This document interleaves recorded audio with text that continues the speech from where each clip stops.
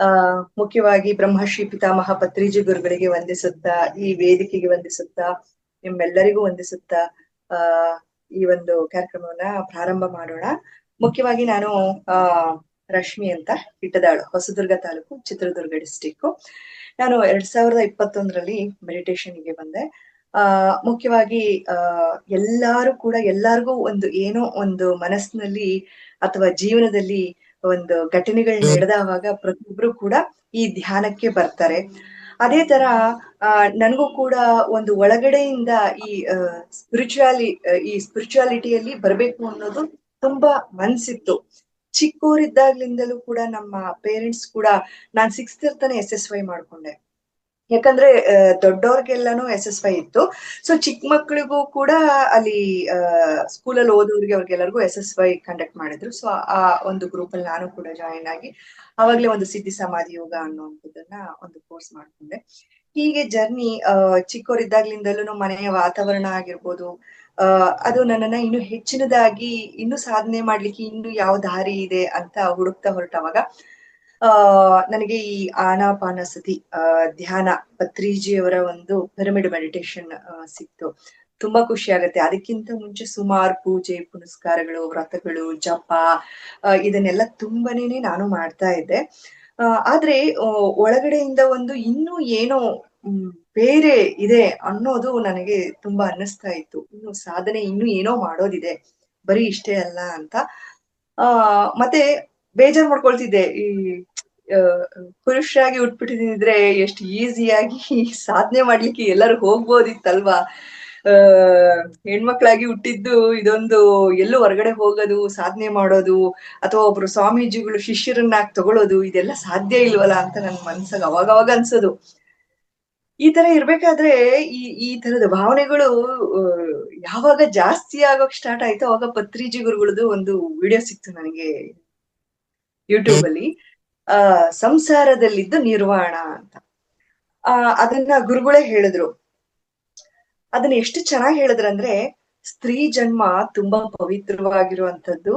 ಸ್ತ್ರೀಯರು ಹುಟ್ಟುತ್ತಾನೇನೆ ಅವ್ರಿಗೆ ಹಾರ್ಟ್ ಚಕ್ರ ಅನ್ನುವಂಥದ್ದು ಆಕ್ಟಿವೇಟ್ ಆಗಿರುತ್ತೆ. ಹಾಗಾಗಿ ಅವರು ಧ್ಯಾನದ ಸ್ಥಿತಿಗೆ ಹೋಗ್ಲಿಕ್ಕೆ ತುಂಬಾ ಅನುಕೂಲ ಆಗತ್ತೆ. ಹೀಗೆ ಸುಮಾರು ಅಂದ್ರೆ ಸ್ತ್ರೀ ಪುರುಷರಲ್ಲಿ ಅಂದ್ರೆ ಒಂದು ಸ್ತ್ರೀ ಅಂತ ತಗೊಂಡ್ರೆ ಪುರುಷನ ಒಂದು ಗುಣಧರ್ಮಗಳು ಕೂಡ ಇರುತ್ತೆ. ಅಂದ್ರೆ ನಾವು ರೇಷ ಅಂತ ತಗೊಂಡ್ರೆ 60-40 ತರ ತಗೋಬಹುದು. ಒಂದು ಪುರುಷ ಅಂತ ಅಂದ್ರೆ ಪುರುಷನ ಗುಣಗಳು ಒಂದು 60 ಇದ್ರೆ ಸ್ತ್ರೀ ತತ್ವನು ಕೂಡ ಒಂದು 40 ಇರುತ್ತೆ. ಅದೇ ಸ್ತ್ರೀ ಅಂತ ಅಂದ್ರೆ 60% ಸ್ತ್ರೀಯ ಗುಣಗಳಿದ್ರೆ ಒಂದು 40% ಪುರುಷ ಗುಣಗಳು ಕೂಡ ಇರುತ್ತೆ. ಆದ್ರೆ ಹೆಣ್ಣು ಮಕ್ಕಳಿಗೆ ಇನ್ನೂ ಹೆಚ್ಚಿನದಾಗಿ ಬೇಗ ಆ ಸ್ಥಿತಿಗೆ ಹೋಗ್ಲಿಕ್ಕೆ ಸಹಾಯ ಆಗತ್ತೆ.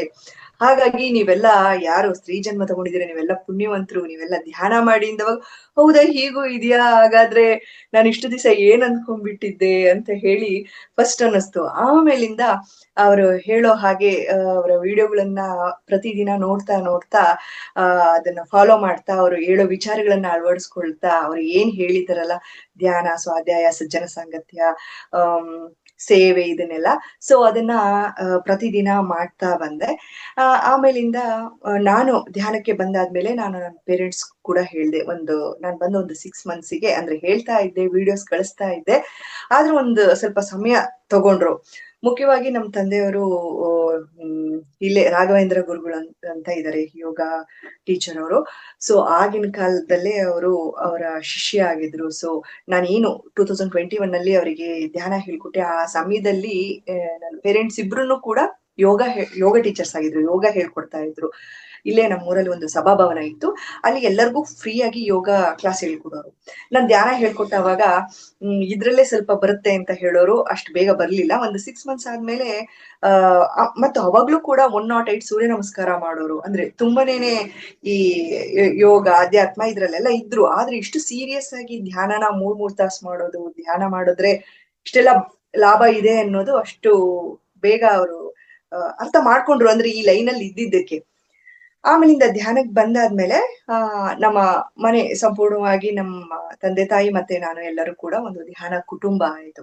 ಅದಾದ್ಮೇಲೆ ನಾವು ಒಂದು ಪಾಂಪ್ಲೆಟ್ ಮಾಡಿಸಿದ್ವಿ. ನಮ್ಮ ಊರಲ್ಲಿ ಎಲ್ಲಾರ್ ಮನೆಗೂ ಹೇಗೆ ಮದುವೆಗೆ ಕರೀತಾರಲ್ಲ ಆ ರೀತಿ ಪ್ರತಿ ಮನೆಗೂ ಹೋಗಿ ನನ್ನ ಪೇರೆಂಟ್ಸ್ ಒಂದೊಂದು ಪಾಂಪ್ಲೆಟ್ ಕೊಟ್ಟು 21 ಡೇಸ್ ಹಿಂಗೆ ಒಂದು ಸಭಾಭವನದಲ್ಲಿ ನಮ್ಮ ಇದರಲ್ಲಿ ನಾವು ಧ್ಯಾನ ಕಾರ್ಯಕ್ರಮ ಇಟ್ಕೊಂಡಿದೀವಿ ಅಂತ ಹೇಳಿ ಒಂದು ಮಂಡಲ ಧ್ಯಾನ ಮಾಡಿಸಿ ನಂತರ ಪ್ರೇಮ್ನಾಥ್ ಸರ್ ಬಂದ್ರು. ನಮ್ಮ ಪುಣ್ಯಕ್ಕೆ ಪ್ರೇಮ್ನಾಥ್ ಸರ್ ಬಂದ್ರು, ಒಂದು ಧ್ಯಾನದ ಬಗ್ಗೆ ಹೇಳಿದ್ರು. ಇಷ್ಟು ಚಿಕ್ಕ ಊರಲ್ಲಿ ಎಷ್ಟು ಚೆನ್ನಾಗಿ ನೀವು ಇಷ್ಟೊಂದ್ ಜನ ಎಲ್ಲ ಧ್ಯಾನ ಮಾಡ್ತಾ ಇದೀರಾ ಅಂತ ಒಂದು ಕ್ಲಾಸ್ ಕೊಟ್ಟು ನಮ್ಮ ತೋಟಕ್ಕೂ ಬಂದ್ರು. ತುಂಬಾ ಎನರ್ಜಿ ಇದೆ, ಚೆನ್ನಾಗಿದೆ ಅಂತ ಹೇಳಿದ್ರು.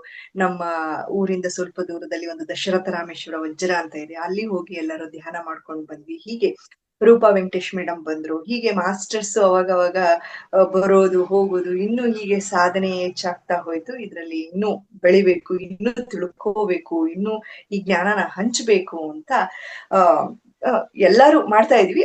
ಅದ್ರ ಜೊತೆಗೆ ನಾವು ಕೂಡ ಒಂದು ಚಿಕ್ಕ ಹೆಜ್ಜೆ ಇಡ್ತಾ ಸ್ಪಿರಿಚುವಲ್ ಫಾರ್ಮಿಂಗ್ ಬಗ್ಗೆ ನನಗೆ ತುಂಬಾ ಇಂಟ್ರೆಸ್ಟ್ ಬಂತು. ಮುಖ್ಯವಾಗಿ ನಮ್ಮ ತಂದೆಯವರು ಗೌರ್ಮೆಂಟ್ ಅಫಿಷಿಯಲ್ ಆಗಿದ್ರು ಕೂಡ ಅವರಿಗೆ ಮುಂಚೆಯಿಂದಲೂ ಕೃಷಿಯ ಬಗ್ಗೆ ತುಂಬಾ ಒಲವಿತ್ತು.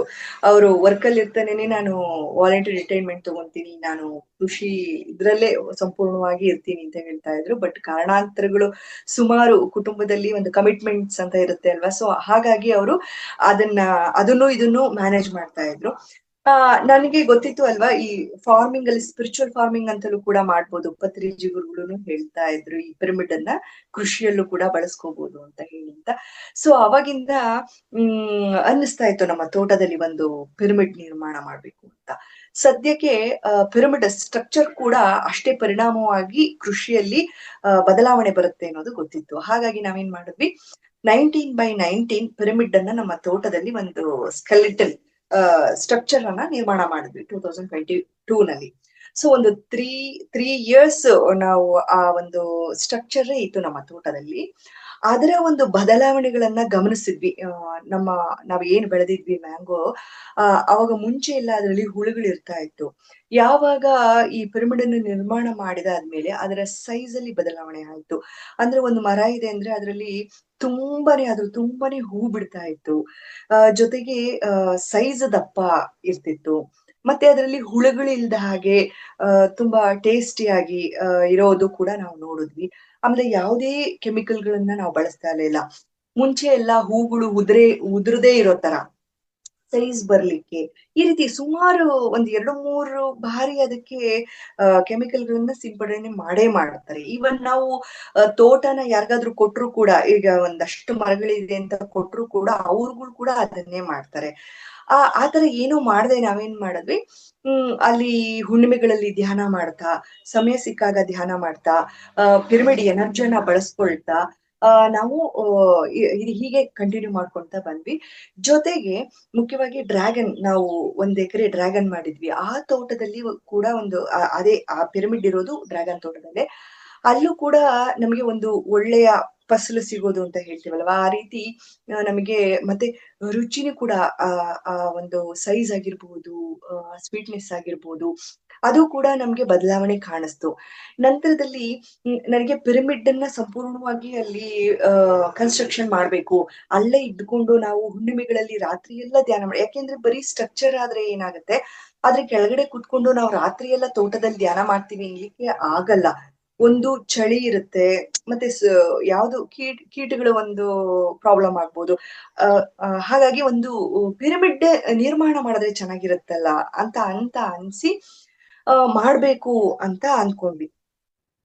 ಆಗ ಏನಂದ್ರೆ ಒಂದು ಚಿತ್ರದುರ್ಗದಲ್ಲಿ ನಾನು ಇರ್ತಾ ಒಂದ್ 4-5 ಜನ ಮಾಸ್ಟರ್ಸ್ಗೆ ನೀವೆಲ್ಲರೂ ಬಂದ್ರೆ ನಮ್ಮ ತೋಟದಲ್ಲಿ ಒಂದು ಧ್ಯಾನ ಮಾಡೋಣ ಒಂದ್ 3 ಅವರ್ಸ್.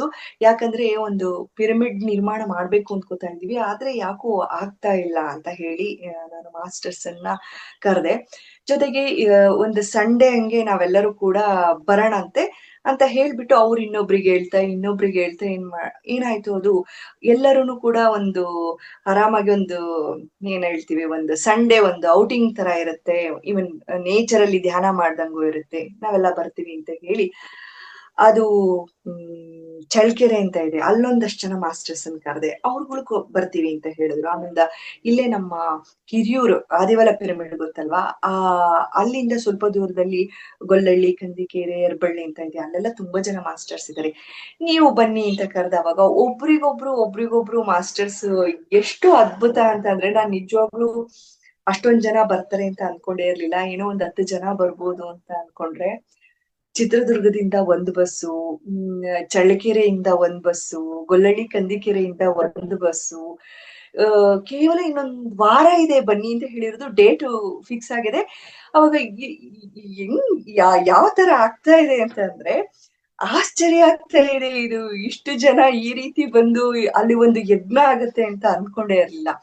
ಕೊನೆಗೆ ಕೇತಪ್ಪ ಸರ್ ಅವರಿಗೆ ಒಬ್ರು ಮಾಸ್ಟರ್ಸ್ ಅನ್ನ ಕರ್ಸೋಣ ಅಂತ ಹೇಳಿ, ಕೇತಪ್ಪ ಸರ್ರಿಗೆ ಮತ್ತೆ ರೂಪಾ ವೆಂಕಟೇಶ್ ಅಂತ ಇಲ್ಲೇ ನಮ್ಗೆ ಹತ್ರ ಆಗತ್ತೆ, ಚಿಕ್ಕನಾಯಕನಹಳ್ಳಿ ಮೇಡಮ್ ಅವರು ಇಬ್ರನ್ನು ಕರೆದವಾಗ ಖಂಡಿತ ಬರ್ತೀವಿ, ಕೃಷಿ ಬಗ್ಗೆ ಕಾರ್ಯಕ್ರಮ, ಈ ಯಜ್ಞನ ನಾವು ಫಸ್ಟ್ ಅಟೆಂಡ್ ಮಾಡ್ತಾ ಇರೋದು ಇಲ್ಲಿ, ಒಳ್ಳೆ ಒಂದು ಕಾರ್ಯಕ್ರಮ ಮಾಡ್ತಾ ಇದ್ದೀರಾ, ಬರ್ತೀವಿ ಅಂತ ಹೇಳಿದ್ರು ಮಾಸ್ಟರ್ಸ್.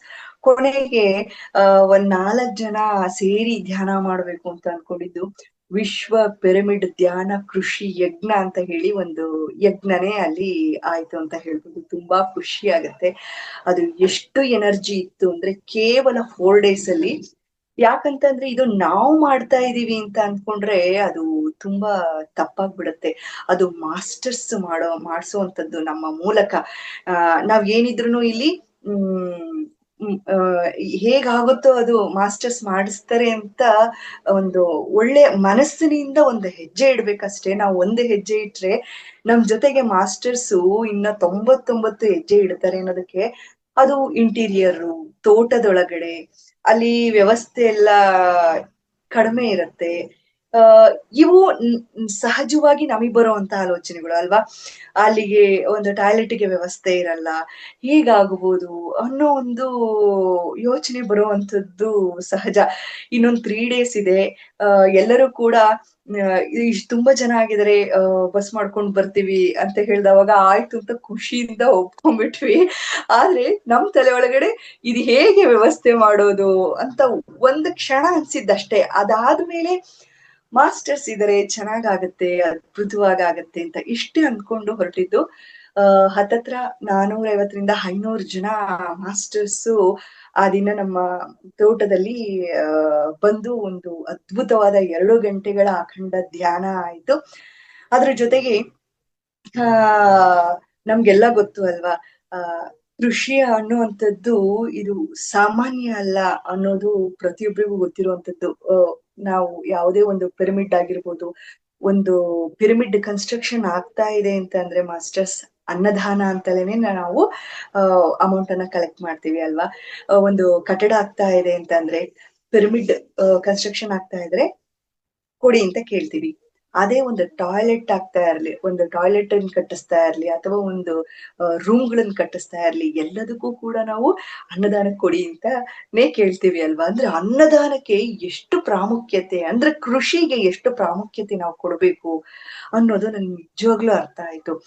ಜೊತೆಗೆ ನಾವ್ ಏನೇ ಬೆಳೆದ್ರು ಕೂಡ ಅದು ಪ್ರತಿಯೊಂದು ಸೀಡ್ಸ್ ಅನ್ನ ನಾವು ಪಿರಮಿಡ್ ನ ಕೆಳಗಡೆ ಇಟ್ಟು ಎನರ್ಜೈಸ್ ಮಾಡಿ ಅದನ್ನ ನಾವು ಬಿತ್ತನೆ ಮಾಡ್ತಾ ಇದ್ವಿ. ಅದರಿಂದ ನಮ್ಗೆ ಒಳ್ಳೆ ರಿಸಲ್ಟ್ ಕೂಡ ಬಂತು. ಇವಾಗ ನಾವು ನಮ್ಮ ಬೋರ್ವೆಲ್ ಮೇಲೂ ಕೂಡ ನಾವು ಒಂದು ಪಿರಮಿಡ್ ಅನ್ನ ಇಟ್ಟಿದೀವಿ. ಸೊ ಏನಾಗತ್ತೆ, ಅವಾಗ ನಾವು ಬಿಡೋವಂತ ನೀರು ಕೂಡ ಅದರಲ್ಲಿ ಎನರ್ಜೈಸ್ ಆಗತ್ತೆ ಗಿಡಗಳಿಗೆ ಬಿಡೋದ್ರಿಂದ. ಸೊ ಹೀಗೆ ಏನೇನ್ ಮಾಡ್ಬೋದು, ಇನ್ನೂ ಏನೇನ್ ಮಾಡ್ಬೋದು ಅಂತ ಇನ್ನೂ ಅಲ್ಲಿ ಏನಂತಾರೆ, ಅದೊಂಥರ ರಿಸರ್ಚ್ ಇದ್ದಂಗೆ, ಯಾವತ್ತೂ ಅದು ಮುಗಿಯೋದಿಲ್ಲ. ಅದನ್ನ ಮಾಡ್ತಾ ಇದೀವಿ ಈಗ್ಲೂ ಕೂಡ. ಇನ್ನು ಏನ್ ಬದಲಾವಣೆ ತಂದ್ಕೋಬಹುದು, ಇನ್ ಯಾವ ತರ ಮಾಡ್ಬೋದು ಅಂತ ಹೇಳಿ ಮಾಡ್ತಾ ಇದೀವಿ. ಮುಖ್ಯವಾಗಿ ಒಂದ್ ಕಡೆ ನಮ್ಗೆಲ್ಲರಿಗೂ ಗೊತ್ತಿರೋ ತರ ಅಮರ ಮಹರ್ಷಿ ಗೊತ್ತು ನಮ್ಗೆ ಅಲ್ವಾ, ಬೆಂಗಳೂರು ಅವರು, ಅಂಬರೀಶ್ ವರ್ಮಾ ಅಂತ ಹೇಳಿ. ಅವರ ಒಂದು ಬುಕ್ ಅಲ್ಲಿ ಒಂದ್ ಕಡೆ ಹೇಳ್ತಾರೆ, ಅಂದ್ರೆ ಅವ್ರು ಹೇಳ್ತಾರೆ ಅದನ್ನ, ಕೃಷ್ಣಮಾಚಾರಿ ಅವರ ಬುಕ್ ಅನ್ನ ಬರ್ದಿರೋ ಅಂತದ್ದು. ಅಲ್ಲಿ ಆಶ್ರಮ ಆಗತ್ತೆ. ಆಶ್ರಮ ಆದ್ಮೇಲೆ ಒಂದಷ್ಟು ಜಾಗ ಇರುತ್ತೆ. ಅಮರ ಮಹರ್ಷಿ ಹೇಳ್ತಾರೆ, ಈ ಒಂದು ಆಶ್ರಮಕ್ಕೆ ತುಂಬಾ ಜನ ಬರ್ತಾ ಇದ್ದಾರೆ, ನೀನು ತರಕಾರಿ ಸೊಪ್ಪು ಇದನ್ನೆಲ್ಲ ಬೆಳೆಯಲ್ವಾ, ಜಾಗ ಇದೆ, ಕೃಷಿ ಮಾಡ್ಬೋದಲ್ಲ ನೀನು ಅಂತ ಹೇಳ್ತಾರೆ. ಆ ಹೌದು ಮಾಡ್ಬೋದು ಅಂತ ಹೇಳ್ತಾರೆ. ಆಮೇಲೆ ಹೇಳ್ತಾರೆ ಅಮರ ಮಹರ್ಷಿ ಆ ಕೃಷಮಾಚಾರಿ ಅವ್ರಿಗೆ, ಏನಂದ್ರೆ ಕೃಷಿ ಮಾಡೋದು ಎಷ್ಟು ಪವಿತ್ರವಾಗಿರುವಂತದ್ದು ಅಂತ ಅಂದ್ರೆ, ಒಬ್ಬ ರೈತ ಕೃಷಿ ಮಾಡ್ಬೇಕಾದ್ರೆ ಏನನ್ನ ತುಂಬಾ ಅವಲಂಬನೆ ಮಾಡಿರ್ತಾನೆ ಅಂತ ಅಂದ್ರೆ, ಈಗ ನಮ್ಮನ್ನೇ ನಾವು ಊಹಿಸ್ಕೊಳ್ಳೋಣ. ನಾವು ಒಂದು ಭೂಮಿ ಮೇಲೆ ನಿಂತ್ಕೊಂಡು ನಾವ್ ಏನು ಬಿತ್ತನೆ ಮಾಡಿರ್ತೀವಲ್ವಾ, ಅಲ್ಲಿ ನಿಂತ್ಕೊಂಡು ನಾವು ನೋಡಿದವಾಗ ಒಂದು ನೆಲ ನೋಡ್ತೀವಿ, ಇನ್ನೊಂದು ಆಕಾಶ ನೋಡ್ತೀವಿ. ಅಂದ್ರೆ ಪ್ರಕೃತಿಗೆ ಕನೆಕ್ಟ್ ಆಗ್ತೀವಿ. ಒಂದು ಹೇಗೆ ಫಸಲು ಬರ್ತಾ ಇದೆ, ಇನ್ನೊಂದು ಆಕಾಶ ನೋಡ್ತಾ ಮಳೆ ಬರ್ಬೋದಾ, ಏನು ಅಕಸ್ಮಾತ್ ಬಂದಿಲ್ಲ ಅಂದ್ರೆ ಮಳೆ ಬರ್ಲಪ್ಪ ಅಂತ ಒಂದು ಪ್ರೇ ಮಾಡ್ಬೇಕು ಅಷ್ಟೇ. ಅದಕ್ಕಿಂತ ಮೀರಿ ನಾವು ಇಲ್ಲಿ ಏನು ಮಾಡ್ಲಿಕ್ಕೆ ಸಾಧ್ಯ ಇಲ್ಲ. ಅದೇ ಬೇರೆ ಯಾವುದೇ ಬಿಸ್ನೆಸ್ ತಗೊಂಡ್ರು ಕೂಡ ಅಲ್ಲಿ ಏನ್ ಬೇಕಾದ್ರೂ ನಡಿಬಹುದು. ಅದಕ್ಕೆ ಅವ್ರು ಹೇಳ್ತಾರೆ ಇವರಿಗೆ, ರೈತನ ಕೈಯಲ್ಲಿರುವಂತ 10 ರೂಪಾಯಿನೂ ಕೂಡ ಕೋಟಿಗಿಂತ ಬೆಲೆ ಬಾಳುತ್ತೆ. ಯಾಕಂತ ಅಂದ್ರೆ ಅವನು ಪ್ರಕೃತಿಗೆ ಕನೆಕ್ಟ್ ಆಗಿ ಕೃಷಿ ಮಾಡ್ತಾನೆ ಅಂತ ಹೇಳಿ. ಅಂದ್ರೆ ನಾವು ಈಗ ಮಾಡ್ತಾ ಇರುವಂತ ಒಂದು ಕೆಮಿಕಲ್ ಫಾರ್ಮಿಂಗ್ ಬಗ್ಗೆ ನಾನು ಹೇಳ್ತಾ ಇಲ್ಲ. ಸುಮ್ನೆ ಕೆಮಿಕಲ್ಗಳನ್ನೆಲ್ಲ ಭೂಮಿಗೆ ಹಾಕಿ 1 ಚೀಲ ಬೆಳೆಯೋ ಹತ್ರ 10 ಚೀಲ ಬೆಳೆದು ಅದನ್ನ ಮಾರಾಟ ಮಾಡಿ ಭೂಮಿಗೂ ವಿಷ ಕೊಟ್ಟು ನಾವುಗಳು ಕೂಡ ವಿಷ ತಿನ್ನೋದಿದೆಯಲ್ಲ, ಅದು ಅಲ್ಲ. ಅದು ನಿಜವಾದ ಕೃಷಿ ಅಲ್ಲ. ಒಂದು ಹಂತದಿಂದ ಈ ಕೇವಲ ಸ್ವಲ್ಪ ವರ್ಷಗಳಲ್ಲಿ ಈ ಒಂದು ಬದಲಾವಣೆ ಆಗಿರುವಂತದ್ದು. ಅಂದ್ರೆ ಈಗ ಮೊದಲು ನಾವು, ನಮಗೆ ಗೊತ್ತಿರೋ ಹಾಗೆ ನಮ್ಮ ಹಿರಿಯರು ಇಷ್ಟು ದಿನ ಕೆಮಿಕಲ್ ಫಾರ್ಮಿಂಗ್ ಮಾಡ್ತಾ ಇದ್ರು. ಅದ್ರ ನೆಕ್ಸ್ಟ್ ಆರ್ಗ್ಯಾನಿಕ್ ಆರ್ಗ್ಯಾನಿಕ್ ಫಾರ್ಮಿಂಗ್, ಅದ್ರ next natural farming. Natural farming ಅಂತ ಅಂದ್ರೆ ಏನು, ಆ ಏನಂತಾರೆ, ಉಳುಮೆ ಮಾಡದೇ ಇರೋದು, ಗೊಬ್ಬರ ಹಾಕದೇ ಇರೋದು, ಕಾಡು ಕೃಷಿ ಅಂತ ಹೇಳ್ತಾರೆ. ಆರ್ಗ್ಯಾನಿಕ್ ಅಂತಂದ್ರೆ ಅದರಲ್ಲಿ ಗೊಬ್ಬರಗಳು ಅಂದ್ರೆ ಕೊಟ್ಟಿಗೆ ಗೊಬ್ಬರ, ಈ ರೀತಿ ಸಹಜವಾದ ಗೊಬ್ಬರಗಳನ್ನ ಹಾಕಿ ಮಾಡುವಂತದ್ದು ಆರ್ಗ್ಯಾನಿಕ್ ಫಾರ್ಮಿಂಗ್. ನ್ಯಾಚುರಲ್ ಫಾರ್ಮಿಂಗ್ ಅಂತಂದ್ರೆ ಯಾವುದೇ ತರದ ಮಿಷನರೀಸ್ ಗಳನ್ನು ಯೂಸ್ ಮಾಡಲ್ಲ, ಈವನ್ ಗೊಬ್ಬರಗಳನ್ನು ಕೂಡ ಯೂಸ್ ಮಾಡಲ್ಲ. ಆ ತರ ಮಾಡೋದನ್ನ ನ್ಯಾಚುರಲ್ ಫಾರ್ಮಿಂಗ್ ಅಂತ ಹೇಳ್ತಾರೆ. ಎಲ್ಲದಕ್ಕೂ ಮೀರಿ ಮೂಲ ಇರುವಂತದ್ದು ಸ್ಪಿರಿಚುವಲ್ ಫಾರ್ಮಿಂಗ್. ಈ ಸ್ಪಿರಿಚುವಲ್ ಫಾರ್ಮಿಂಗ್ ಯಾವ ತರ ಇರುತ್ತೆ ಅಂತ ಅಂದ್ರೆ, ನಾವು ಪ್ರಕೃತಿಗೆ ನೇರವಾಗಿ ಒಂದು ಕನೆಕ್ಷನ್ ಅನ್ನ ಹೊಂದಿರ್ತೀವಿ. ಅಂದ್ರೆ ಹೇಗಂದ್ರೆ, ಇವನ್ ಎಷ್ಟೋ ಜನ ಇಲ್ಲಿ ಅನುಭವಗಳನ್ನ ಹಂಚ್ಕೊಳ್ತಾರೆ. ಕೆಲವೊಬ್ರು ಅನುಭವಗಳು ಹೇಗ್ ಹಂಚ್ಕೊಂಡಿದ್ದಾರೆ ಅಂತ ಅಂದ್ರೆ, ತೋಟದಲ್ಲಿ ಕೃಷಿ ಮಾಡ್ಲಿಕ್ಕಿಂತ ಮುಂಚೆ ಭೂಮಿಗೆ ಕನೆಕ್ಟ್ ಆಗಿ ಅವ್ರು ಒಂದು ಆಧ್ಯಾತ್ಮ ಕೃಷಿ ಅಂತ ಒಂದು ಬುಕ್ ಇದೆ, ಖಂಡಿತ ಪ್ರತಿಯೊಬ್ರು ಓದ್ಬೇಕು. ಅದ್ರಲ್ಲಿ ಒಬ್ರು ರೈತರು ಹೇಳ್ತಾರೆ ಹೇಗೆ ಪ್ರಕೃತಿಗೆ ಕನೆಕ್ಟ್ ಆದ್ರು ಅನ್ನೋದನ್ನು ಹೇಳ್ತಾರೆ ಅವರು. ಅಂದ್ರೆ ಬಿತ್ತನೆ ಮಾಡೋದಕ್ಕಿಂತ ಮುಂಚೆ ಅವರು ಈ ಭೂಮಿಗೆ ಅವ್ರು ಬೆಳಿತಾ ಇರ್ತಕ್ಕಂತ ಜಾಗದಲ್ಲಿ ಕುತ್ಕೊಂಡು ನಾನು ಏನ್ ಹಾಕ್ಲಿ ಅನ್ನೋ ಒಂದು ಕ್ವಶನ್ ಅನ್ನ ಹಾಕೊಂಡಾಗ ಅವರ ಒಳಗಡೆ ಒಂದು ವಿಷಯ ಬರುತ್ತೆ, ಇಂಥದನ್ನ ಹಾಕ್ಬೇಕು ಅಂತ. ಆದ್ರೆ ಸುತ್ತ ಇರೋರು ಬೇರೆದನ್ನ ಹಾಕಿರ್ತಾರೆ. ಇವ್ರಿಗೆ ಅನ್ಸತ್ತೆ ಅವಾಗ, ಇಲ್ಲಿ ಸುತ್ತ ಇರೋರೆಲ್ಲ ಒಂಥರ ಹಾಕಿದರೆ ನಾನು ನನ್ನ ಒಳಗಡೆ ಇದು ಪದೇ ಪದೇ ಬರ್ತಾ ಇದೆಯಲ್ಲ, ಇದನ್ನ ಹಾಕಿದ್ರೆ ನನಗೆ ಸಕ್ಸಸ್ ಆಗುತ್ತಾ ಅಂತ ಹೇಳಿ. ಆದ್ರೂ ಕೂಡ ಅವರು ಬಿತ್ತನೆ ಮಾಡ್ತಾರೆ. ಅವರು ಒಳಗಡೆಯಿಂದ ಎಷ್ಟು ಆಳವಾಗಿ ಇಂಥದ್ದು ಮಾಡ್ಬೇಕು ಅಂತ ಅನ್ಸುತ್ತಲ್ವಾ, ಅದನ್ನೇ ಬಿತ್ತನೆ ಮಾಡ್ತಾರೆ. ಆದ್ರೆ ಏನು ಸುತ್ತ ಎಲ್ರು ಒಂಥರ ಹಾಕಿರ್ತಾರಲ್ವಾ, ಅವರಿಗಿಂತ ಇವರಿಗೆ ಒಳ್ಳೆಯ ಇಳುವರಿ ಮತ್ತು ಒಳ್ಳೆ ಬೆಲೆ ಸಿಗುತ್ತೆ ಆ ಒಂದು ಅವ್ರು ಬೆಳೆದಿರೋದಕ್ಕೆ. ಅಂದ್ರೆ ನಾವೆಲ್ಲ ಏನ್ ಮಾಡ್ತೀವಿ ಅಂತ ಅಂದ್ರೆ, ಪ್ರಕೃತಿ ಏನ್ ಹೇಳ್ತಾ ಇದೆ, ಭೂಮಿಗೆ ನಾವ್ ಹೇಗ್ ಕನೆಕ್ಟ್ ಆಗಿದೀವಿ, ನಾವು ಮಾಡ್ತಾ ಇರೋ ಕೃಷಿ ಪದ್ಧತಿ ಹೇಗಿದೆ ಅನ್ನೋದನ್ನು ಪರಿಪೂರ್ಣವಾಗಿ ಕನೆಕ್ಷನ್ನೇ ಇಲ್ದ ಹಾಗೆ ಕೆಮಿಕಲ್ಗಳನ್ನ ಬಳಸ್ತಾ ಈ ರೀತಿ ಮಾಡೋದ್ರಿಂದ ನಿಜವಾಗಿಯೂ ನಾವು ಕನೆಕ್ಟ್ ಆಗಲ್ಲ. ಈವನ್ ನಾವು ಪ್ರಾಪಂಚಿಕವಾಗಿ ಕನೆಕ್ಟ್ ಆಗ್ತಾ ಇರ್ತೀವಿ, ಆಂತರಿಕವಾಗಿ ಕನೆಕ್ಟ್ ಆಗ್ಬೇಕು ಅಂತ ಹೇಳ್ತಿರ್ತೀವಿ ಅಲ್ವಾ. ಅದೇ ರೀತಿ ಕೃಷಿಯಲ್ಲೂ ಕೂಡ ನಾವು ಭೌತಿಕವಾಗಿ ನೋಡ್ತಾ ಇದ್ದೀವಿ, ನಾನು ಏನೇನ್ ಬೆಳಿತಾ ಇದ್ದೀನಿ, ಎಷ್ಟು ಬರ್ಬೋದು ಇಷ್ಟರಲ್ಲಿ, ನಾನು ಎಷ್ಟು ದುಡ್ಡು ಮಾಡ್ಬೋದು, ಈ ತರ ಹೋಗ್ತಾ ಇದೀವಿ ವಿನಃ ನಾನು ಬೆಳಿತಾ ಇರೋದು ಏನನ್ನ, ಯಾವ ಒಂದು ವಿಧಾನದಲ್ಲಿ, ಯಾವ ಆಲೋಚನೆಯಲ್ಲಿ ನಾವು ಮಾಡ್ಬೇಕು ಅನ್ನೋ ಒಂದು ಪ್ರಜ್ಞೆ ಇಲ್ಲ. ಉದಾಹರಣೆಗೆ, ನಾವು ಮ್ಯಾಂಗೋ ಬೆಳೆದವಾಗ ಆ ಏನ್ ಒಂದು 45 ಗಿಡಗಳಿರ್ಬೋದು. ಅದ್ರಿಂದ ಸುಮಾರು 1.5 ಟನ್ ಬಂದಿರಬಹುದು ಲಾಸ್ಟ್ ಇಯರ್. ಅದನ್ನ ನಾನು ಹೇಳ್ದೆ ನಮ್ಮ ತಂದೆಯವ್ರಿಗೆ, ನೀವು ತುಂಬಾ ಕಡಿಮೆಗೆ ಯಾರಿಗೋ ಹೋಲ್ಸೇಲ್ ಕೊಟ್ಬಿಡ್ತೀರಾ ಅಂತ ಹಿಂಗ್ ಹೇಳ್ದವಾಗ, ಆಯ್ತು ಈ ವರ್ಷ ನೋಡೋಣ, ನೀನ್ ಅದ್ ಹೇಗ್ ಮಾಡ್ತೀಯ ಮಾಡು ಅಂತ ಹೇಳಿದ್ರು. ಆದ್ರೆ ಪ್ರೇಮ್ನಾ ಸರ್ ಒಂದು ಒಂದು ವಿಚಾರ ಹೇಳಿದ್ರು, ಇದನ್ನ ನೀವು ಈ ತರ ಅಂದ್ಕೊಂಡು ನೀವು ಮಾಡಿದ್ರೆ ಹೇಗಿರುತ್ತೆ ಅಂತ ಹೇಳಿದ್ದ. ಸೊ ಅದ್ ಹೇಗಿತ್ತಂತಂದ್ರೆ, ಯಾರು ಆ ಈ ಒಂದು ಹಣ್ಣನ್ನ ತಿಂತಾರೋ ಅವರೆಲ್ಲರೂ ಕೂಡ ಧ್ಯಾನಿಗಳಾಗ್ಬೇಕು, ಸಸ್ಯಾಹಾರಿಗಳಾಗ್ಬೇಕು ಅನ್ನೋ ಒಂದು ಸತ್ಸಂಕಲ್ಪನ ಮಾಡ್ಕೊಂಡಾವಾಗ ಎಷ್ಟು ಚೆನ್ನಾಗಿ ನಮ್ಗೆ ಒಂದು ಒಳ್ಳೆ ಬೆಲೆನೂ ಸಿಕ್ತು ಅದಕ್ಕೆ. ಜೊತೆಗೆ ಆ ಯಾವುದೇ ಕೆಮಿಕಲ್ಗಳನ್ನ ಬಳಸದೇ ಇದ್ದಿದ್ರಿಂದ ಅದರಲ್ಲಿ ಒಂದು ಸ್ವಾದ ಅನ್ನೋದಿರುತ್ತೆ ಅಲ್ವಾ, ಅಷ್ಟು ಸಿಹಿಯಾಗಿ. ಮತ್ತೆ ಅದ್ರ ಕ್ವಾಲಿಟಿ ಹೇಗಂದ್ರೆ, ಕೆಮಿಕಲ್ಗಳನ್ನ ಅದ್ದಿಟ್ಟಿದ್ದು ಬೇಗ ಕೊಳೆಯುತ್ತೆ. ಮತ್ತೆ ತುಂಬಾ ಎಳೆದ ಕಾಯಿನ ಕಿತ್ತಿದ್ರೆ ಅದ್ರಲ್ಲಿ ಆ ಸ್ವೀಟ್ನೆಸ್ ಇರಲ್ಲ. ಸೊ ನಾವು ಬಲಿಯೋವರೆಗೂ ಬಿಡ್ತಾ ಇದ್ವಿ ಸಹಜವಾಗಿ ಗಿಡಗಳಲ್ಲಿ. ಅದನ್ನ ನ್ಯಾಚುರಲ್ ಆಗಿ ಹಣ್ಣ್ ಮಾಡ್ತಾ ಇದ್ವಿ, ಯಾವುದೇ ಕೆಮಿಕಲ್ ಹಾಕ್ತಾ ಇರ್ಲಿಲ್ಲ. ಜೊತೆಗೆ ಒಂದು ಒಳ್ಳೆ ಸತ್ಸಂಕಲ್ಪವನ್ನ ಇಟ್ಕೊಂಡವಾಗ ಎಷ್ಟು ಚೆನ್ನಾಗಿ ಎಲ್ರು ಇಷ್ಟ ಪಡ್ತಾ ಇದ್ರು ಅಂತಂದ್ರೆ, ಮಾಸ್ಟರ್ಸ್ ಈ ವರ್ಷ ಎಲ್ಲರೂ ಏನ್ ಹೇಳ್ತಾ ಇದಾರೆ ಅಂದ್ರೆ, ಫ್ಲವರಿಂಗ್ ಆಗಿದ್ಯಾ ಅಂತ ಕೇಳ್ತಾ ಇದಾರೆ. ಯಾಕಂತಂದ್ರೆ ಈ ವರ್ಷನೂ ನಮಗೆ ಬೇಕು ಫ್ರೂಟ್ಸ್ ಅಂತ ಹೇಳಿ ಅಂತ. ಸೊ ಹೇಗೆ ಕನೆಕ್ಟ್ ಆಗ್ತೀವಿ ನಾವು ಪ್ರಕೃತಿಗೆ ಅಂತ ಅಂದ್ರೆ, ನಾವು ಒಂದು ಒಳ್ಳೆ ದಾರಿ ಮಾರ್ಗದಲ್ಲಿ ಹೋಗ್ತಾ ಇದೀವಿ ಅಂತಂದ್ರೆ ಖಂಡಿತವಾಗಿಯೂ ಪ್ರಕೃತಿ ನಮ್ಗೆ ಸಹಾಯ ಮಾಡುತ್ತೆ. ಏನ್ ಮಾಡ್ಬೋದು, ಹೇಗ್ ಮಾಡ್ಬೋದು ಅನ್ನೋ ಒಂದು ದಾರಿ ಮಾರ್ಗ ಕೊಡುತ್ತೆ. ಹಾಗಾಗಿ ತುಂಬಾ ಈಸಿಯಾಗಿ ಲಾಸ್ಟ್ ಇಯರ್ ನನ್ಗೆ ಅದು ಮಾರಾಟ ಮಾಡ್ಲಿಕ್ಕೆ ತುಂಬಾ ಈಸಿ ಆಯ್ತು. ಜೊತೆಗೆ ಇದರಿಂದ ನನಗೆ ಒಂದು ಒಳ್ಳೆ ಕನೆಕ್ಷನ್ ಸಿಕ್ತು. ಆ ಅಂದ್ರೆ ಎಲ್ಲರೂ ಅಂದ್ಕೋತಾರಲ್ಲ, ಕೃಷಿ ಅಂದ್ರೆ ಕಷ್ಟ ಅಂತ ಹೇಳಿಂತ. ಹೌದು ಇದೆ, ಏಕೆಂದ್ರೆ ಒಂದೇ ಸರ್ತಿ ನಾವು ಕೆಮಿಕಲ್ ಫಾರ್ಮಿಂಗ್ ಮಾಡ್ತಾ ಇರುವಂತ ಭೂಮಿಯನ್ನ ಒಂದೇ ಸರ್ತಿ ನಾನ್ ನ್ಯಾಚುರಲ್ ಆಗಿ ಎಲ್ಲದನ್ನು ಬೆಳಿತೀನಿ ಅಂತ ಅಂದವಾಗ, ಕೆಲವು ಹೇಗೆ ಅಂದ್ರೆ ನಮ್ಮನ್ನ ನಾವು ನೋಡ್ಕೋಬೇಕು.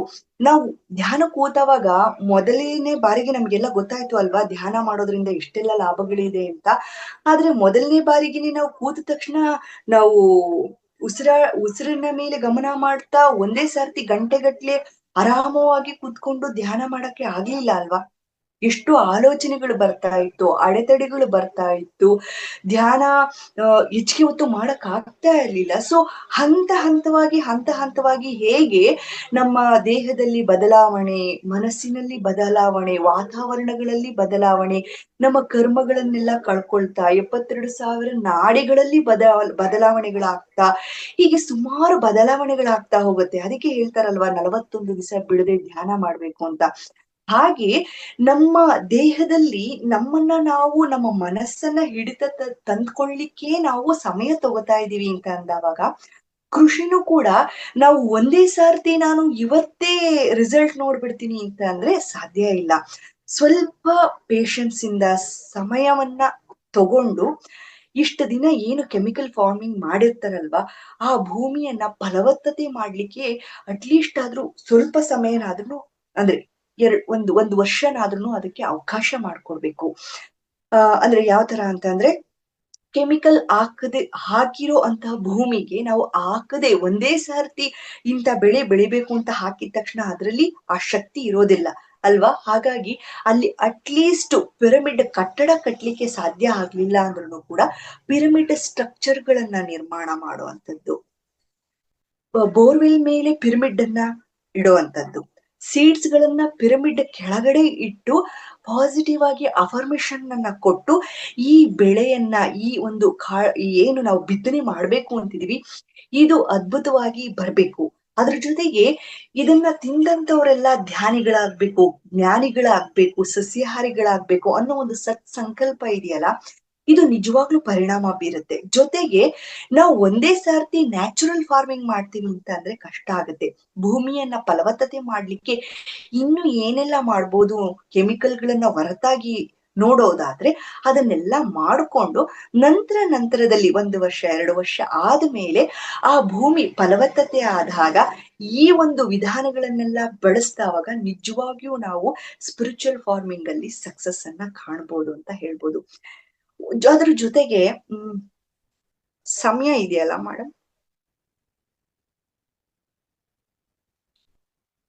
4:15 ತನಕ ತಗೋಬಹುದು ನೀವು.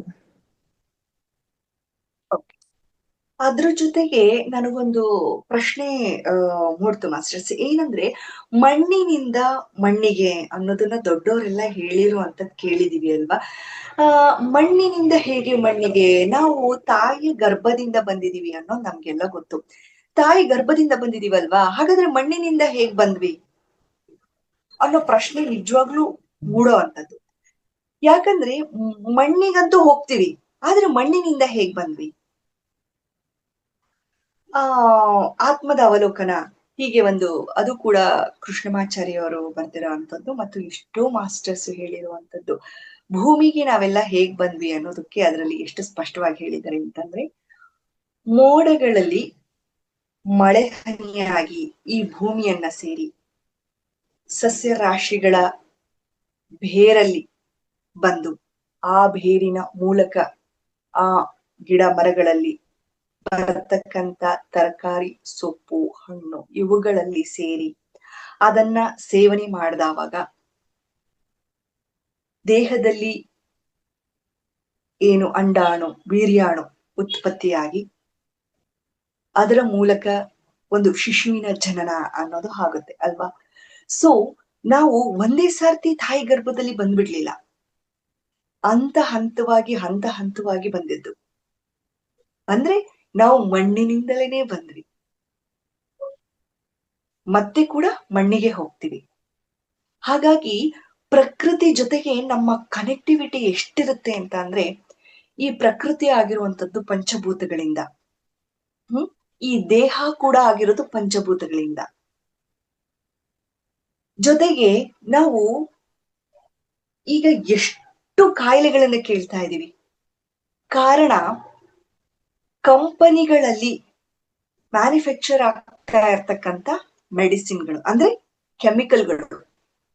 ಕಂಪನಿಯಿಂದ ಕೆಮಿಕಲ್ಗಳು ಬರತ್ತೆ, ಅದನ್ನ ಭೂಮಿಗೆ ಹಾಕ್ತಾರೆ, ಅದರಿಂದ ಬೆಳೆನ ಬೆಳೀತಾರೆ, ಅದನ್ನ ನಾವು ತಿಂತೀವಿ. ತಿಂದಾದ್ಮೇಲೆ ಅದು ಆರೋಗ್ಯ ವೃದ್ಧಿ ಆಗಲ್ಲ, ಅನಾರೋಗ್ಯಕ್ಕೆ ಕಾರಣ ಆಗತ್ತೆ. ಮತ್ತೆ ಎಲ್ಲಿಗೆ ಹೋಗ್ತೀವಿ? ಹಾಸ್ಪಿಟಲ್ಗೆ ಹೋಗ್ತೀವಿ. ಅಲ್ಲಿ ಏನ್ ಸಿಗುತ್ತೆ ಮೇಡಮ್? ಏನ್ ಸಿಗುತ್ತೆ ಮೇಡಮ್? ಮೆಡಿಸನ್ ಸಿಗುತ್ತೆ ಮೇಡಮ್. ಹಾಸ್ಪಿಟಲ್ಗೆ ಹೋದ್ರೆ ಅದು ಡಾಕ್ಟರ್ ಎಲ್ಲಿಂದ ಪ್ರಿಪೇರ್ ಆಗುತ್ತೆ? ಕೆಮಿಕಲ್ ಇಂದನೇ. ಕೆಮಿಕಲ್. ಹಾಗಾದ್ರೆ ನಾವು ಕೆಮಿಕಲ್ ಫಾರ್ಮಿಂಗ್ ಮಾಡ್ತೀವಲ್ಲ, ಅದೆಲ್ಲಿಂದ ಬರುತ್ತೆ? ಅಂದ್ರೆ ಮನುಷ್ಯ ಅದು ಇದ್ರಿಂದ ಟೆಕ್ನಿಕಲ್ ಇದ್ರಿಂದ ಊಟ ಆಗ್ತಾನೆ ಅದನ್ನೆಲ್ಲ. ಕಂಪನಿಗಳು, ಹ್ಮ್ ಕೆಮಿಕಲ್ಗಳು ಕೂಡ ಒಂದು ಕಂಪನಿಯಿಂದಲೇ ಬರುತ್ತೆ, ಅದನ್ನ ಭೂಮಿಗೆ ಹಾಕ್ತಾರೆ, ಅದನ್ನ ತಿಂದ ಮೇಲೆ ಮತ್ತೆ ನಾವು ಇನ್ಯಾವುದೋ ಕೆಮಿಕಲ್ಗಳನ್ನ ಪ್ರಿಪೇರ್ ಮಾಡೋ, ಆ ಕೆಮಿಕಲ್ ತೆಗಿಯಕ್ ಇನ್ನೊಂದು ಕೆಮಿಕಲ್ಲೇ ಬೇಕಲ್ವಾ? ಹೌದು. ಮತ್ತೆ ಹೋಗಿ ಅಲ್ಲಿ ಅಡ್ಮಿಟ್ ಆಗ್ತೀವಿ ಅಷ್ಟೇ. ಅಲ್ಲಿ ಅಡ್ಮಿಟ್ ಆಗ್ತೀವಿ, ಮತ್ತೆ ಅಲ್ಲಿ ಕೆಮಿಕಲ್ಗಳನ್ನ ಮತ್ತೆ ಪ್ರಯೋಗ ಮಾಡ್ತಾರೆ ನಮ್ಮ ಮೇಲೆ, ಫ್ರೀ ಆಗಿ ನಮ್ಮ ದೇಹವನ್ನ ಈಸಿಯಾಗಿ ಅವ್ರಿಗೆ ಕೊಡೋದು. ಏನ್ ಬೇಕಾದ್ರೂ ಹಾಕಿ ಪ್ರಯೋಗ ಮಾಡಿ, ಹೋಯ್ತು ಅಂದ್ರೆ ಹೋಯ್ತು, ಮೊದ್ಲೇ ಬರ್ಸ್ಕೊಳ್ತಾರೆ ನಮ್ಮ ಹತ್ರ. ಅಕಸ್ಮಾತ್ ಆಗಿ ಏನಾದ್ರೂ ಆದ್ರೆ ನಾವು ಜವಾಬ್ದಾರರಲ್ಲ, ಲಾಸ್ಟಿಗೆ ಹೇಳ್ತಾರೆ ಎಲ್ಲ ದೇವ್ರಿಗೆ ಬಿಟ್ಟಿದ್ದು ಅಂತ. ಪ್ರಯೋಗಕ್ಕೆ ಪಶುಗಳು ನಾವೇ, ಅದಕ್ಕೆ ಅವಕಾಶ ಮಾಡ್ಕೊಟ್ಟಿರೋದೇ ನಾವು. ಮುಂಚೆ ಕೃಷಿ ಹೀಗಿರ್ಲಿಲ್ಲ, ಕೃಷಿ ಮಾಡೋರೆಲ್ಲ ಋಷಿಗಳಾಗಿದ್ರು. ಋಷಿ ಅಂದ್ರೆ ಬರೀ ಧ್ಯಾನ ಮಾಡೋನು ಅಂತ ಅಲ್ಲ ನಾನು ಹೇಳ್ತಾ ಇರೋದು. ಆಗಿನ ಕೃಷಿಕರು ಅಂದ್ರೆ ಋಷಿಗಳ ತರ ಋತುಗಳಿಗೆ ಅನುಗುಣವಾಗಿ ಪ್ರಕೃತಿಯನ್ನ ನೋಡ್ತಾ ನೋಡ್ತಾನೆ, ಈಗ ಮಳೆ ಬರುತ್ತೆ, ಈಗ ಮೋಡ ಆಗಿದೆ, ಈಗ ಇಂಥ ಋತು, ಈ ಕಾಲದಲ್ಲಿ ಈ ನಕ್ಷತ್ರದಲ್ಲಿ ಈ ಸಮಯದಲ್ಲಿ ಇಂಥದನ್ನ ಹಾಕಬೇಕು, ಹೀಗ ಮಾಡ್ಬೇಕು, ಪ್ರತಿಯೊಂದನ್ನು ಶಾಸ್ತ್ರಬದ್ಧವಾಗಿ ತಿಳ್ಕೊಂಡಿದ್ರು. ಏನು ತಿನ್ಬೇಕು, ಏನು ಬೆಳಿಬೇಕು, ಆಹಾರ ಪದ್ಧತಿ ಹೇಗಿರ್ಬೇಕು, ಪ್ರತಿಯೊಂದನ್ನು ಕೂಡ ಅವರಿಗೆ ಅರ್ಥಪೂರ್ಣವಾಗಿ ಗೊತ್ತಿತ್ತು. ಅದಕ್ಕೆ ಶತಾಯುಷಿಗಳಾಗಿ ಬದುಕ್ತಾ ಇದ್ರು. ಯಾವುದೇ ಐಷಾರಾಮಿ ಬಂಗಲೆ ಇರ್ತಾ ಇರ್ಲಿಲ್ಲ, ಐಷಾರಾಮಿ ಕಾರ್ ಇರ್ತಾ ಇರ್ಲಿಲ್ಲ, ಅಕೌಂಟ್ ಅಲ್ಲಿ ಕೋಟಿ ಕೋಟಿ ಬ್ಯಾಲೆನ್ಸ್ ಇರ್ತಾ ಇರ್ಲಿಲ್ಲ. ಬಟ್ ಆದ್ರೂ ಕೂಡ ನೆಮ್ಮದಿ, ಆನಂದ, ಸಂತೋಷ ಮತ್ತು ಕುಟುಂಬದಲ್ಲಿ ಪ್ರೀತಿ, ಆರೋಗ್ಯ ಮತ್ತೆ ತೃಪ್ತಿ. ಜೀವನದಲ್ಲಿ ತುಂಬಾ ಬೇಕಾಗಿರುವಂತದ್ದು ತೃಪ್ತಿ. ಆ ತೃಪ್ತಿ ಇರ್ತಿತ್ತು ಅವರಿಗೆ. ಬಟ್ ಇವಾಗ ಏನಾಗಿದೆ, ಬೆಳೆಯೋದೇ ಕೆಮಿಕಲ್ಗಳನ್ನ ಹಾಕಿ. ಅದು ಕೂಡ ಎಷ್ಟು ಅದು ಟಾಪಿಕ್ ದೊಡ್ಡದಿದೆ ಮಾಸ್ಟರ್ಸ್. ಅದನ್ನ ಈಗ ಚರ್ಚೆ ಮಾಡ್ಲಿಕ್ಕೆ ಸಾಧ್ಯನೇ ಇಲ್ಲ. ಯಾಕೆಂದ್ರೆ ಒಂದು ಕ್ಲಾಸ್ ಅಲ್ಲಿ ಆ ಕೆಮಿಕಲ್ ಫಾರ್ಮಿಂಗ್ ಎಲ್ಲಿಂದ ಬಂತು ಅಂದ್ರೆ, ವಿದೇಶಿಗರು ಹೇಗ್ ನಮ್ಮನ್ನ ಆಳಿದ್ರು, ನಮ್ಮ ನಿಜವಾದ ಎಜುಕೇಶನ್ ಹೇಗಿತ್ತು ಗುರುಕುಲ ಪದ್ಧತಿ, ಅದನ್ನ ಹೇಗ್ ತೆಗೆದಾಕಿದ್ರು, ಎಷ್ಟು ಅದ್ಭುತವಾಗಿ ವೈಭೋಗವಾಗಿದ್ದಂತ ನಮ್ಮ ಕೃಷಿ ಪದ್ಧತಿಯನ್ನ ಹೇಗೆ ಕೆಮಿಕಲ್ ಫಾರ್ಮಿಂಗ್ ಮಾಡೋ ತರ ಮಾಡಿದ್ರು, ಪ್ರತಿಯೊಂದು ವಿಷಯದಲ್ಲ ನಮ್ಮನ್ನ ಹೇಗೆ ತುಳಿದ್ರು ಅಂತ ಹೋದ್ರೆ ಅದು ಒಂದು ದೊಡ್ಡ ವಿಚಾರ, ಅದೊಂದು ದೊಡ್ಡ ಕೂಪ. ಅಷ್ಟು ಆಳವಾಗಿ ನಮ್ಮನ್ನ ಆಳಿದ್ರು. ಹಾಗೆ ಆಳಿಸ್ಕೊಂಡ್ವಿ. ಆದ್ರೆ ಅದರಿಂದ ಹೊರಗಡೆ ಬರ್ಬೇಕು. ಹೊರಗಡೆ ಬಂದು ಈಗ ಬದಲಾವಣೆ ಕಾಣ್ತಾ ಇದೆ. ಎಷ್ಟೋ ಜನಕ್ಕೆ ಈಗ ತುಂಬಾ ಕಾಯಿಲೆಗಳು ಬಂದಾದ್ಮೇಲೆ ಅಂದ್ರೆ ಯಾಕೆ ಬರ್ತಾ ಇದೆ ಈಗ, ಒಂದ್ ಕಡೆ ಹೇಳ್ತಾರೆ, ಮೊಮ್ಮಕ್ಕಳೆಲ್ಲ US ಅಲ್ಲಿ ಸೆಟಲ್ಡ್ ಆಗ್ಬಿಟ್ಟಿದ್ದಾರೆ. ಸೊ ಅವರ ಅಜ್ಜಿಗೆ ಕ್ಯಾನ್ಸರ್ ಬಂದಿದೆ. ಒಂದು ಅಜ್ಜಿ ಮೊಮ್ಮಕ್ಕಳು ಅಂದ್ರೆ ಒಂದು ಡೀಪ್ ಕನೆಕ್ಷನ್ ಇರುತ್ತೆ ಅಲ್ವಾ. ತುಂಬಾ ದುಃಖ ಆಗ್ಬಿಡಿದೆ ಆತನಿಗೆ. ನನ್ನ ಅಜ್ಜಿ ನನ್ನನ್ನು ಎಷ್ಟು ಪ್ರೀತಿಸ್ತಾ ಇದ್ರು. ಮತ್ತೆ ನಾನಂತೂ ಈಗಿನ ಕಾಲದವನು, ಈಗಿನ ಕಾಲದ ಟೆಕ್ನಾಲಜಿ ನನ್ನ ಅಜ್ಜಿನ ಉಳಿಸ್ಲಿಕ್ಕೆ ಸಾಧ್ಯ ಇಲ್ವಾ? ಅದ್ರ ಜೊತೆಗೆ ನನ್ನಜ್ಜಿ ಹಿಂದಿನ ಕಾಲದ ಆಹಾರ ಪದ್ಧತಿ ಎಲ್ಲ ತಿಂದವರು. ಮತ್ತೆ ಅವ್ರದ್ದು ಕಾಫಿ ಎಸ್ಟೇಟ್ ಇತ್ತು. ಅವ್ರದ್ದು ಬಂಗಲೆ ಅಂತ ಮನೆ. ಅಂತ ಬಂಗಲೆ ಅಂತ ಮನೆಯಲ್ಲಿ ಮತ್ತೆ ಅಲ್ಲಿ ಏನು ಸಿಟಿ, ಅಲ್ಲಿ ಬೇರೆ ಗಾಳಿ ಕುಡಿತಾ ಇದ್ದಾರೆ, ಏನೋ ಬೇರೆ ಕೆಮಿಕಲ್ ಹಾಕಿರೋ ತಿಂತಾ ಇದ್ದಾರೆ. ಆ ತರನೂ ವಾತಾವರಣ ಇಲ್ಲ. ಅವರ ಒಂದು ಓನ್ ಲ್ಯಾಂಡ್ ಅಲ್ಲಿ ಮಧ್ಯದಲ್ಲಿ ಬಂಗ್ಲೆ ಅಂತ ಮನೆ ಕಟ್ಕೊಂಡು ಅಷ್ಟು ಅದ್ಭುತವಾದ ಜೀವನ ಮಾಡ್ತಾ ಇದ್ದಾರೆ. ಆದ್ರೆ ನನ್ನ ಅಜ್ಜಿಗೆ ಯಾಕೆ ಕ್ಯಾನ್ಸರ್ ಬಂತು? ಅವನಿಗೆ ಆಶ್ಚರ್ಯ ಆಗುತ್ತೆ. ಅವನು USA ನ ಬಿಟ್ಟು ಬರ್ತಾನೆ ಅವರ ಅಜ್ಜಿನ ನೋಡ್ಕೊಳ್ಬೇಕು ಅಂತ ಹೇಳಿ ಅಂತ. ಆಮೇಲಿಂದ ಸ್ಟಡಿ ಮಾಡ್ತೇನೆ, ಯಾಕೆ, ಏನು ಕಾರಣಕ್ಕೆ ಬಂತು ಅಂತ. ಆಗ ಗೊತ್ತಾಗುತ್ತೆ, ಅವರ ತೋಟದಲ್ಲಿ ಒಂದು ಬಾವಿ, ಒಂದು ಹಳ್ಳ ತರ ಇರುತ್ತೆ. ಇವರು ನ್ಯಾಚುರಲ್ ಆಗಿ ಎಲ್ಲದನ್ನು ಬೆಳಿತಾ ಇರ್ತಾರೆ. ಆದ್ರೆ ಅಕ್ಕಪಕ್ಕ ತೋಟದಲ್ಲಿ ಇರೋರೆಲ್ಲ ತುಂಬಾನೇ ಕೆಮಿಕಲ್ಗಳನ್ನ ಹಾಕ್ತಾ ಇರ್ತಾರೆ. ಇಲ್ಲಿ ಒನ್ನೆಸ್ ಅನ್ನು ತುಂಬಾ ಮುಖ್ಯ ಆಗತ್ತೆ. ಯಾಕೆ ಯಾರಾದ್ರೂ ಒಂದು ತಪ್ಪು ಮಾಡ್ತಾ ಇದಾರೆ ಅಂತಂದ್ರೆ, ಏನಾದ್ರೂ ಮಾಡ್ಕೊಳ್ಳಿ ಬಿಡಪ್ಪ, ಅವ್ರಿಗೂ ನಮಗ್ ಯಾಕೆ ಅವ್ರು ಉಸ ಬರಿ ಅಂತ ಅನ್ನೋದು ಖಂಡಿತವಾಗಿಯೂ ಕೂಡ ನಮಗೆ ಮಾರಕ. ಒಂದ್ ಕಡೆ ಹೇಳ್ತೀವಲ್ವಾ, ನೀವು ಒಬ್ರನ್ನ ಬೈತಾ ಇದ್ದೀರಾ ಅಂದ್ರೆ ಅದನ್ನ ನಿಮ್ಮನ್ನೇ ಬೈಕೊಂಡಾಗೆ, ನೀವು ಒಬ್ರಿಗೆ ಮೋಸ ಮಾಡ್ತಾ ಇದ್ದೀರಾ ಅಂದ್ರೆ ಅದನ್ನ ನಿಮಗೆ ನೀವು ಮೋಸ ಮಾಡ್ಕೊಂಡಾಗೆ ಅಂತ ಯಾಕೆ ಹೇಳ್ತಾರೆ ಅಂತ ಅಂದ್ರೆ, ನಿಮ್ಮನ್ನ ನೀವು ಪ್ರೀತಿಸಿದ್ರೆ ಅದನ್ನ ಇನ್ನೊಬ್ರಿಂದಲೂ ನಾವು ಪ್ರೀತಿ ಪಡಿತೀವಿ. ನಮಗೇನು ಬೇಕೋ ಅದನ್ನ ನಾವ್ ಇನ್ನೊಬ್ರಿಗೆ ಕೊಡ್ಬೇಕು ಅಂತ ಹೇಳ್ತೀವಲ್ವಾ. ನಮಗೆ ತುಂಬಾ ಪ್ರೀತಿ ಬೇಕು ಒಬ್ರಿಂದ ಅಂದ್ರೆ ಮೊದಲು ನೀನ್ ಪ್ರೀತಿ ಕೊಡು ಅಂತ ಹೇಳ್ತೀವಿ. ಹಾಗೆ ಇಲ್ಲಿ ಪಕ್ಕದವ್ರು ಏನಾದ್ರೂ ಮಾಡ್ಕೊಳ್ಳಿ ಅಂತ ಸುಮ್ನೆ ಇದ್ರೆ, ಮಳೆ ಬಂತು, ಸಹಜವಾಗಿ ಮಳೆ ಬರುತ್ತೆ. ಕೆಮಿಕಲ್ಗಳನ್ನೆಲ್ಲ ಹೊಡೆದಿರ್ತಾರಲ್ವಾ, ಅದು ಹರಿದು ನಿಮ್ ತೋಟಕ್ಕೆ ಬರುತ್ತೆ, ನಮ್ ತೋಟಕ್ಕೆ ಬರುತ್ತೆ. ನ್ಯಾಚುರಲ್ ಆಗಿ ತೋಟಗಳಿಂದ ಹರಿದು ಹೋಗಿ ಎಲ್ಲಿ ಹೋಗುತ್ತೆ? ಕೆರೆಗಳಿಗೆ ಹೋಗುತ್ತೆ. ಕೆರೆಗಳಲ್ಲಿರುವಂತ ನೀರು ಆವಿಯಾಗಿ ಎಲ್ಲಿಗೆ ಹೋಗುತ್ತೆ? ಆಕಾಶಕ್ಕೆ ಹೋಗುತ್ತೆ. ಮತ್ತೆ ಮೋಡಗಳಾಗಿ ಎಲ್ಲಿಗೆ ಬರುತ್ತೆ? ಭೂಮಿಗೆ ಬರುತ್ತೆ. ನಾವ್ ಏನ್ ಕೊಡ್ತೀವೋ ಅದನ್ನೇ ಪಡ್ಕೋತೀವಿ. ನಾವ್ ಏನ್ ಮಾಡ್ತೀವೋ ಅದನ್ನೇ ರಿಟರ್ನ್ ನಮಗೆ ಬರುತ್ತೆ.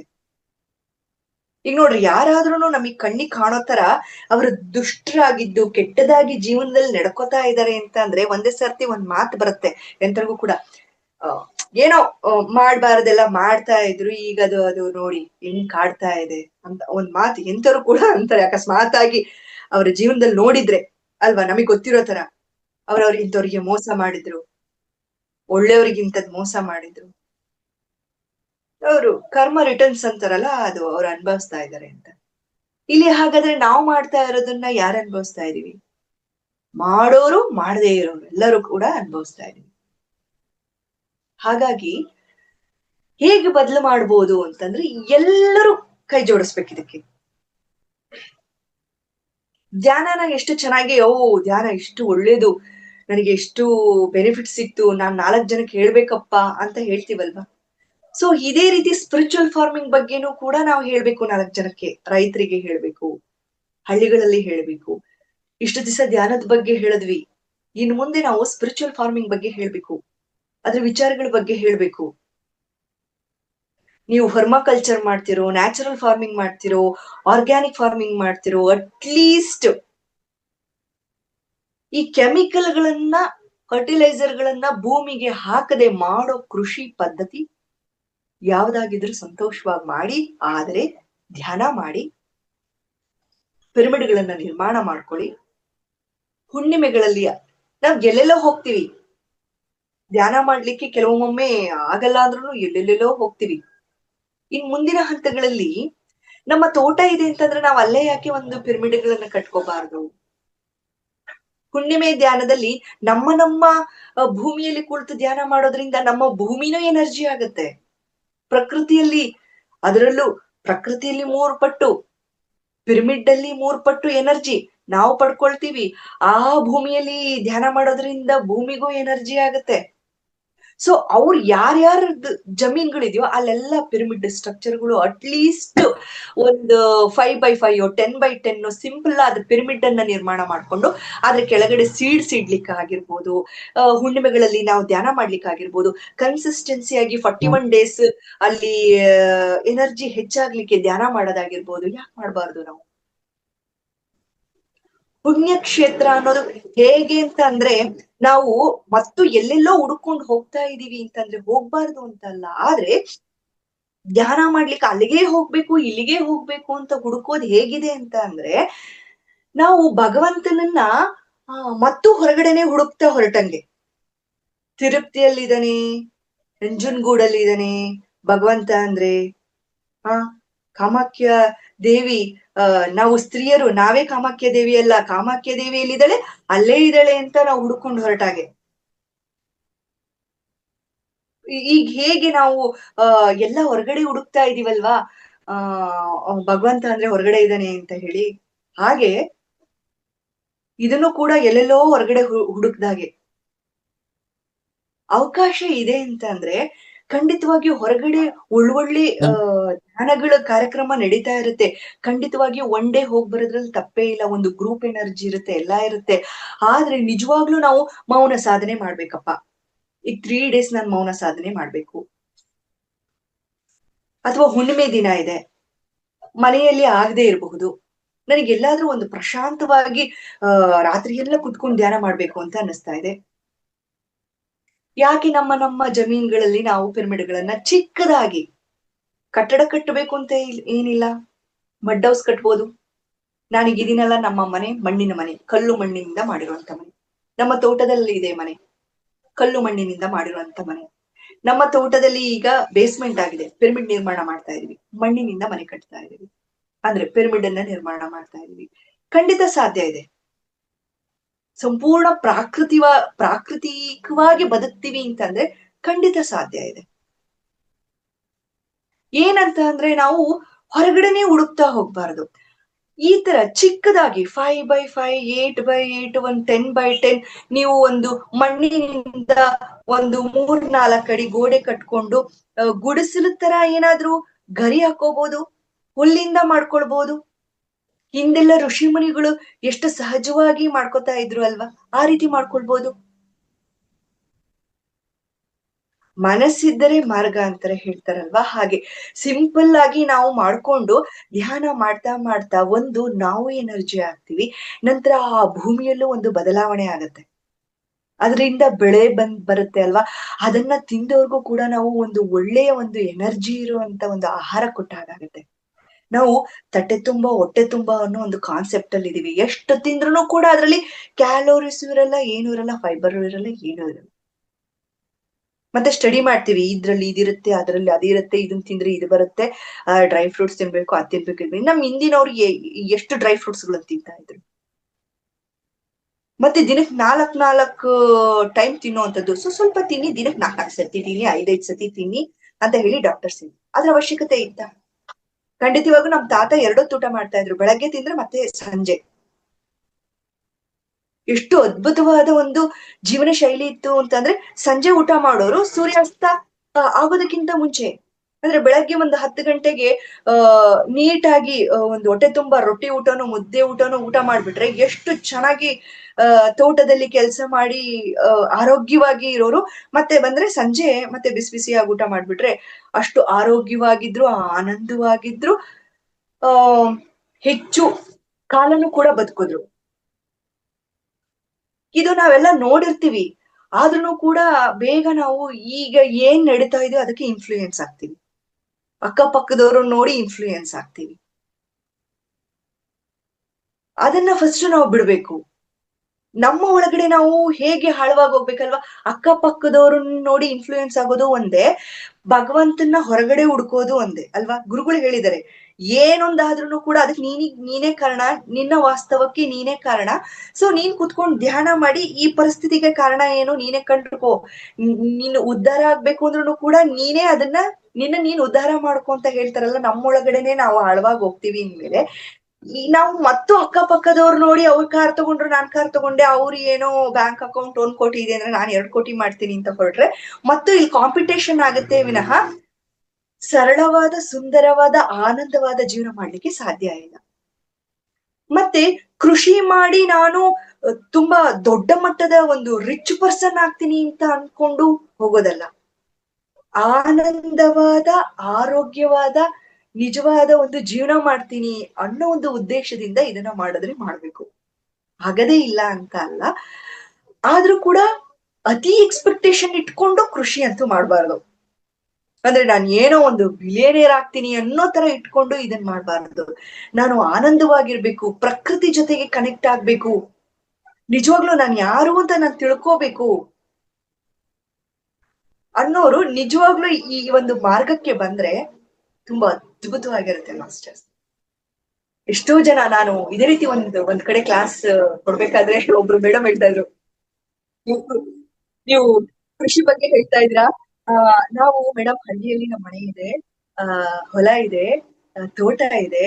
ಹೊಲನ ಬೇರೆಯವ್ರಿಗೆ ಮಾಡಕ್ ಕೊಟ್ಬಿಟ್ಟಿದೀವಿ. ತೋಟ ಇದೆ, ಅದನ್ನ ಯಾರೋ ನಮ್ ಚಿಕ್ಕಪ್ಪ ದೊಡ್ಡಪ್ಪದಿರು ನೋಡ್ಕೊತಾ ಇದಾರೆ. ಹಳ್ಳಿಯಲ್ಲಿ ಇರೋ ಮನೇನ ಯಾರಿಗೂ ಬಾಡಿಗೆ ಕೊಟ್ಟಿದೀವಿ. ಎಲ್ಲಾನು ಇವ್ರಿಗೆ ಕೊಟ್ಬಿಟ್ಟು ಸಿಟಿಯಲ್ಲಿ ನಾವು ಬಾಡಿಗೆ ಮನೆಯಲ್ಲಿ ಇದೀವಿ.